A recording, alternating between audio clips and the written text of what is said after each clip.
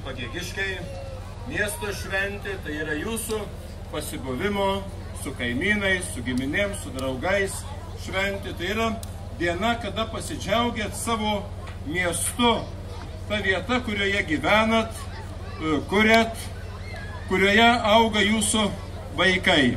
Ir kartais man keista, žmonės sako, va, čia išpylė gatvę, čia padarė tą, dėl to, kad balsus pasiimtų.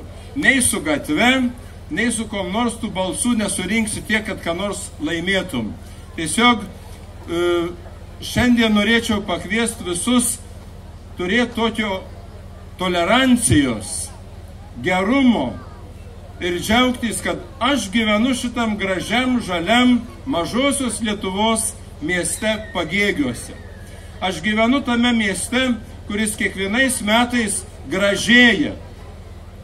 Dėl mūsų visų, kad mes kartu dirbam, kad mes kartu čia esam, o valdžia ir yra jos tikslas rūpintis, kad miestas būtų gražus ir kad gyventojai būtų laimingi. Taigi tvirtos sveikatos valdžiai, tvirtos sveikatos ir džiaugsmo jums visiems gyvenantiems Pagėgiuose. Ir visada norėčiau, kad jūs galėtumėt savo miestu didžiuotis. Aš iš Pagėgių, aš iš to gražaus miesto. Nes kas atvažiuoja čia, o į bažnyčią dažniausiai į metines, į laidotuves, atvažiuoja iš visos Lietuvos ir sako, koks jūsų miestas? Jūsų miestas gražesnis net už Duobėtą į Kauną.